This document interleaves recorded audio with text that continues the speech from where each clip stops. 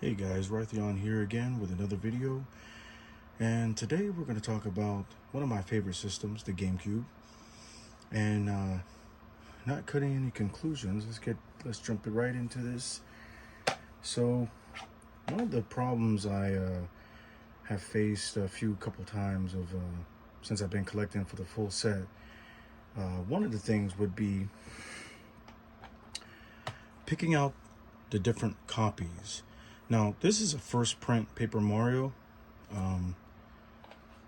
This is a first print, and I've came across, what you'll tend to come across when collecting for the GameCube, is a lot of player's choice and a lot of, how do you say, game of the year, or that sort of, which is, indicated by a badge on the right side, especially like the player's choice version.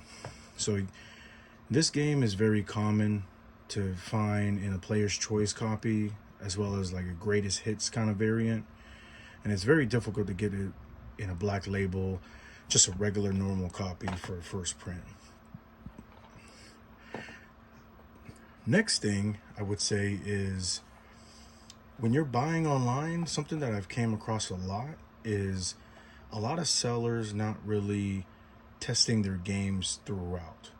Now, I'm not saying you have to actually play the whole entire game to completion for a test to sell, but I've bought this game a minimum of like 3 times, I want to say. The first time I got this game, I put it in my disc because I remember it being very nostalgic. I used to play this game on the PSP. It came out on a bunch of different systems, but the PSP, I remember playing it a lot. And I got the game, I put it in, it loaded to the loading screen, I pressed start, I started my new game save, and kaputs. It didn't go anywhere after that. It gave me an error message, and it said that I needed to take the disc out, put it back in, and try again. I've done it multiple times, and I wasn't able to get it played. So I had to buy another copy. Luckily, there was somebody that I know that was selling a player's choice copy, and I just took the disc out of that, and I put it into this copy to make it complete and working pretty much. So that's something that you would actually come across a lot. You want to make sure that you ask the seller, have they really tested this game out? Have they played this game past the menu? Now, if they say yes, they played it past the menu, then you should be good. But always keep in mind that when you're buying GameCube games, because not all the time. And another thing too with this game is the disc that was messed up didn't have like any scratches or anything. There was a few blemishes around the ring and the outer ring, very, very, very small, but it's not noticeable to the naked eye. So you wouldn't even have noticed on this particular game that it was actually damaged. So that's something to keep in mind. Another thing that you'll run into is, I have 2 copies right here of Dragon Ball Z Budokai 2. I also have this game on PS2, but a lot of the times you'll find out, along with this Mario Kart, as well as Smash Brothers. So as well as all these 4 games, is you'll find out when you purchase any of these, Super Smash Brothers, Mario Kart, Double Dash, or your Dragon Ball Z, these games were heavily played back in the day, so your chances of finding a really clean copy for your collection is going to be slim to none. I have bought multiple copies of this and resold multiple different copies that were in various conditions that weren't up to par to like how I normally collect. With anything with like dog hairs, and what I mean dog hairs is where like the artwork gets shifted and nobody adjusts it, so it hangs off and it makes it kind of scruffy. You'll see it on I think on my Budokai 2, you'll start to see some wear on the artwork, and that's typically because the artwork shifts and nobody corrects it, so it just continues to get damaged over time. And that's something that you'll come across a lot, is since this game, Smash Brothers, Mario Kart, and Dragon Ball Z were played so much that chances of you getting a copy, you're not going to get one. So what I ended up doing is I ended up getting a sealed copy just to have. Now this is another variant. This is the plain cover one. This is the hollow one. There's like two different types. So, and getting the hollow one sealed is like very difficult. This is a little bit more common, but it's rare, I want to say, because of the fact that it's hard to get it in really clean condition. So always when you're looking out, you want to look at the pictures. If you're on Whatnot, you want to ask the seller, hey, can I see the back? Can I see the front? Can you check out the artwork? Can you do this? Can you do that? Can I see the disc? Can I see it play? You want to check all your bases to make sure that you're getting the copy that you're going to like and you're going to enjoy.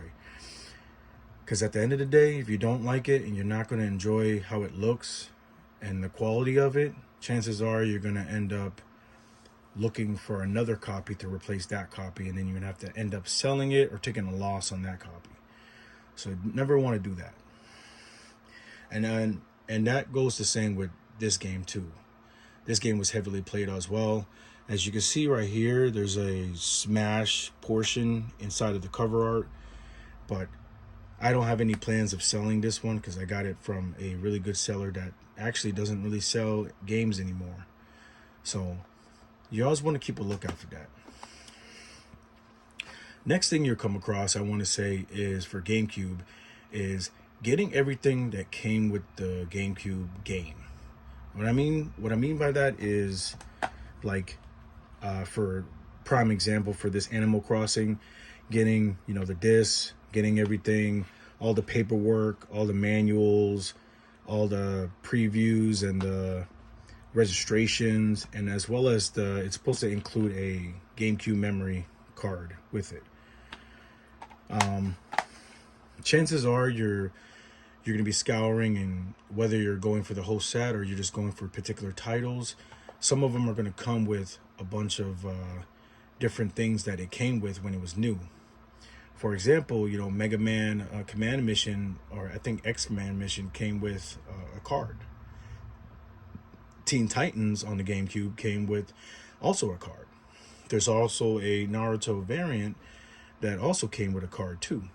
So whether you want to collect and make it complete how it was when it came out, it's entirely up to you.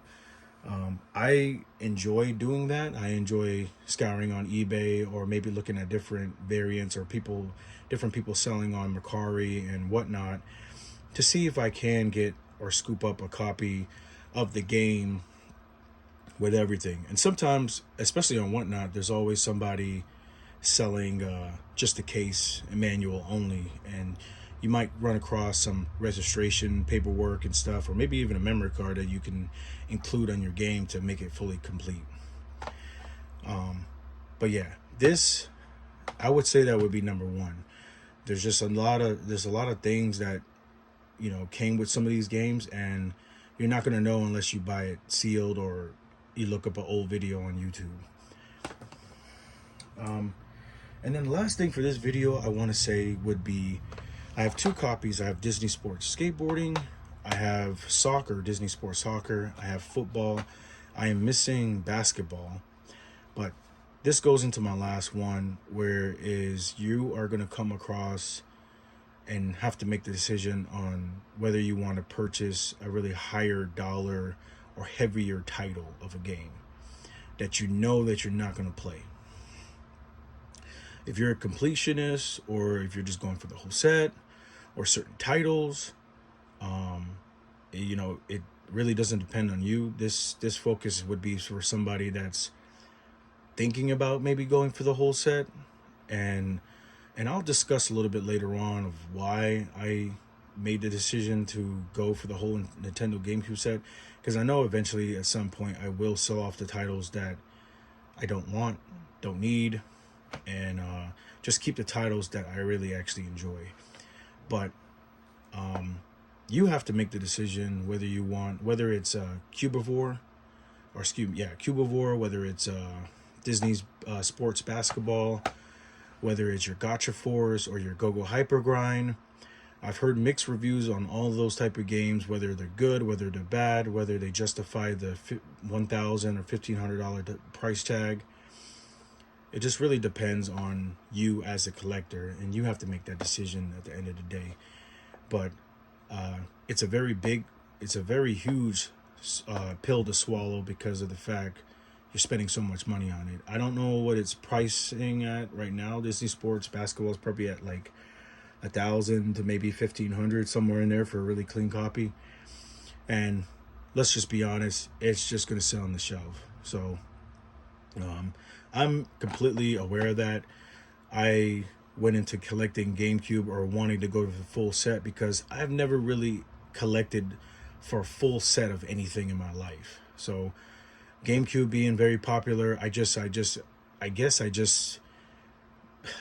pretty much got in around the time when it was actually going up in value. It wasn't really a cognizant decision to go for it when it was peak, when everything was like really expensive, when your Double Dash was like $100. But I'll explain that in a later video. You always want to keep those key things in mind when you're collecting for the GameCube, and always check your disc conditions. I would keep that as a bonus, or leave that as a bonus with you guys. Always check your disc conditions. If the disc plays and it's working fine in your GameCube and it just looks a little scratchy, just keep it the way it is, because I've seen so many different discs get buffed out, get resurfaced, and then the game ends up not working again. So always keep that in mind. And this has been Raytheon. You guys take it easy, and you guys enjoy your Wednesday. Peace.